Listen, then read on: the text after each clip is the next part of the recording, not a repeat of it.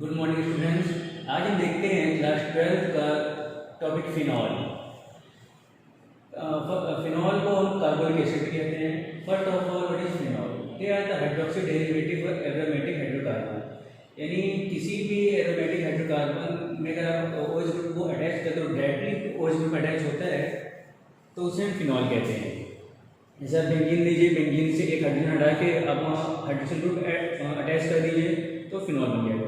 इसका हम फॉर्मूला जानते हैं C6H5OH, ये सब आपने देखा ही होगा। इसका नॉमेनक्लेचर वगैरह आपने 11th क्लास में देखा था, उसको किसी बुक से आप फिर से देख लीजिएगा। हम यहाँ मेन डिस्कस करेंगे method of preparation and chemical properties. इसके यूज वगैरह होंगे, आप किसी भी बुक से साइड बुक से उठा के पढ़ लीजिएगा। बाकी जो मेन डिस्कशन है यहाँ उसके मेथड ऑफ प्रिपरेशन और केमिकल प्रॉपर्टीज की करेंगे। पहले हम देखते हैं method of preparation. Method of preparation का पहला टॉपिक इसका फ्रॉम क्लोरोबेंजीन, यानी क्लोरोबेंजीन से फिनॉल कैसे बनाते हैं। लेकिन क्लोरोबेंजीन में रिएक्शन कराते हैं हम सोडियम हाइड्रोक्साइड के साथ। जैसे इसको हीट करते हैं हमें बनता है पहले सोडियम फिनॉक्साइड, और सोडियम फिनॉक्साइड को हम फिर कराते हैं रिएक्शन HCl के साथ और फिनॉल बनता है। सेकेंड प्रोसेस हमारा है फ्रॉम बेंजीन सल्फोनिक एसिड। इसमें हम बेंजीन लेते हैं, बेंजीन को हीट करते हैं पोलियम के साथ तो हमारा बेंजीन सल्फोनिक एसिड बनता है। और बेंजीन सल्फोनिक एसिड का हम फिर से हाइड्रोलिसिस करते हैं in the presence of base तो फिनॉल बनता है। थर्ड मेथड देखते हैं फ्रॉम डाइजोनियम सॉल्ट। इंपॉर्टेंट है ये मेथड ऑफ प्रिपरेशन, इसको ध्यान रखिएगा। यहाँ हम क्या कोई एनिलीन लेते हैं, एनिलीन रिएक्शन कराते हैं नाइट्रस एसिड के साथ तो आपका बनता है बेंजीन डाइजोनियम क्लोराइड बनता है। इसकी हम जब हाइड्रोलिसिस करते हैं तो आपको फिनॉल बनता है। रिएक्शन इंपॉर्टेंट है, आपके लिए ध्यान रखिएगा, इसको कई बार पूछा गया है। और इसका फोर्थ मेथड है फ्रॉम क्यूमीन। क्यूमीन को हम आइसोप्रोपिल बेंजीन भी कहते हैं। देखिए यहाँ पर आइसोप्रोपिल बेंजीन है, उसके रिएक्शन कराते हैं ऑक्सीजन के साथ तो आपका बनता है एक कंपाउंड बनता है, कॉम्प्लेक्स कंपाउंड। उसके जब हाइड्रोलिसिस करते हैं in the presence of acid तब तो फिनॉल बनता है। नेक्स्ट इसकी देखते हैं केमिकल प्रॉपर्टीज़। इसकी केमिकल प्रॉपर्टीज दो तरीके से देखते हैं, एक तो बेंजीन रिंग के खुद की एक रिएक्शन होती है उसको देखेंगे, और फिर देखते हैं फिनॉल में आपका जो OH ग्रुप है उसके बॉन्ड को ब्रेक करने से कौन कौन सी रिएक्शन हो सकती है। पहले देखते हैं reaction due to the breaking of OH bond. इसमें देखिए फिनॉल रिएक्शन कराते हैं सोडियम के साथ तो आपका बनता है सोडियम बेंजीन फिनॉक्साइड बनता है और साथ में हाइड्रोजन गैस निकलता है। जो रिएक्शन इसकी सोडियम में होती है वो फिनॉल का एसिडिक नेचर भी शो करता है। सेकेंड रिएक्शन है एसाइलेशन, यानी addition of acyl group. Acyl group का मतलब होता है CH3CO, यानी CH3CO का एडिशन ही एसाइलेशन कहलाता है। इसमें देखिए आपने फिनॉल का एसाइलेशन कराया है तो क्या बना आपका C6H5OCO CH3। फिर आप बेंजोइलेशन कराते हैं यानी एडिशन ऑफ बेंजोइल ग्रुप यानी C6H5CO तो कंपाउंड बनता है। जिंक डस्ट रिएक्शन की बेंजीन बनाता है, और PCl5 की रिएक्शन कराते हैं तो फिर क्लोरोबेंजीन बनता है। इस रिएक्शन इंपॉर्टेंट, इसमें आप जिंक डस्ट की ध्यान रखिएगा, इंपॉर्टेंट रिएक्शन होती है। चलिए आगे देखते हैं रिएक्शन ऑफ फिनॉल्स में। अब हम देखते हैं reaction due to benzene ring. इसमें आप जानते हैं फिनॉल में जो हाइड्रोक्सिल ग्रुप होता है वो ऑर्थो पैरा डाइएथाइल ग्रुप होता है। आप सभी लोग जानते हैं कि बेंजीन में 3 पोजीशंस होती है, ऑर्थो, मेटा और पैरा, और हमने 11th में भी देखा था।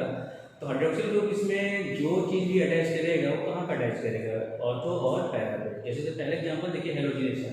हेलोजिनेशन का सिंपल से मतलब होता है एडिशन ऑफ हेलोजन ग्रुप, यानी किसी भी कंपाउंड में आप हेलोजन ग्रुप को ऐड करते हैं तो इसे हेलोजिनेशन कहते हैं।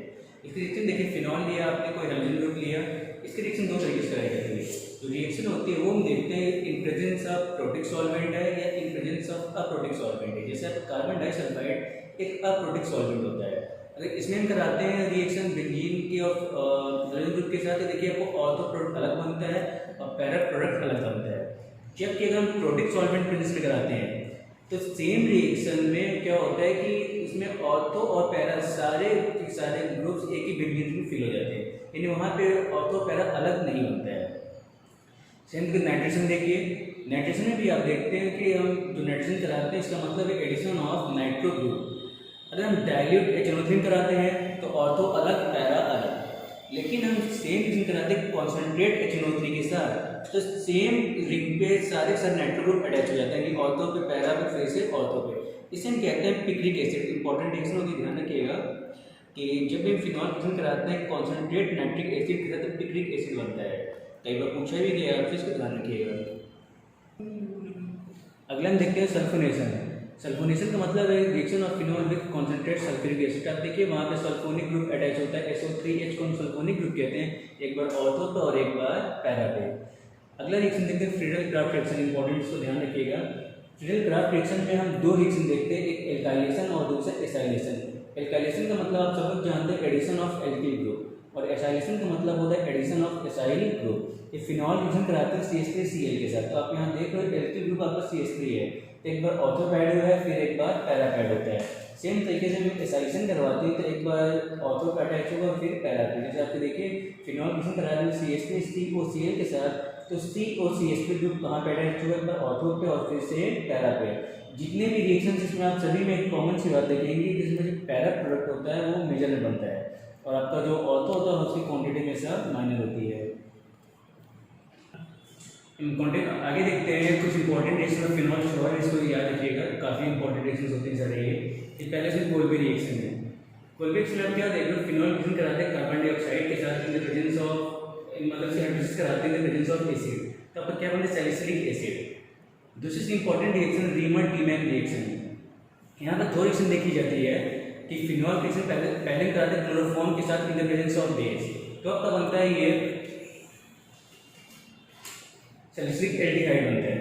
जबकि सेम रिएक्शन कराते हैं फिनॉल के in the presence of carbon tetrachloride से कराते हैं in the presence of NaOH, तब आपका बनता है सैलिसिलिक एसिड बनता है। दोनों इंपॉर्टेंट रिएक्शन को ध्यान रखिएगा, और उसमें ये ध्यान रखिएगा कि किसके रिएक्शन कराई जा रही है, क्लोरोफॉर्म के साथ या तो कार्बन टेट्राक्लोराइड के साथ, क्योंकि दोनों प्रोडक्ट अलग अलग हैं।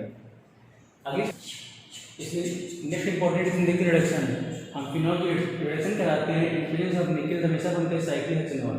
रिएक्शन बहुत कॉमन से ध्यान रखिएगा कि हम जो रिडक्शन कराते हैं तो जो पाई बॉन्ड होता है हम तो सिंगल बॉन्ड में ब्रेक कर जाता है। इसकी अगली reaction with phthalic anhydride. Structure ध्यान रखिएगा, रिएक्शन बहुत सिंपल सी है लेकिन स्ट्रक्चर ध्यान रखिएगा। देखिए वहाँ थैलिक एनहाइड्राइड लिया गया है और साथ में दो फिनॉल के मॉलिक्यूल किए गए हैं। इनको रिएक्शन कराते हैं कॉन्सेंट्रेट H2SO4 से, जैसे हीट करते हैं यहाँ से एक वाटर मॉलिक्यूल बाहर हो जाता है, और जैसे आपका वाटर मॉलिक्यूल बाहर होता है एक कॉम्प्लेक्स स्ट्रक्चर बनता है जिसे हम सब आप जानते हैं, जिसे हम क्या कहते हैं फिनोल्फथलीन कहते हैं। इसका स्ट्रक्चर ध्यान रखिएगा, इसका स्ट्रक्चर पूछा ही है।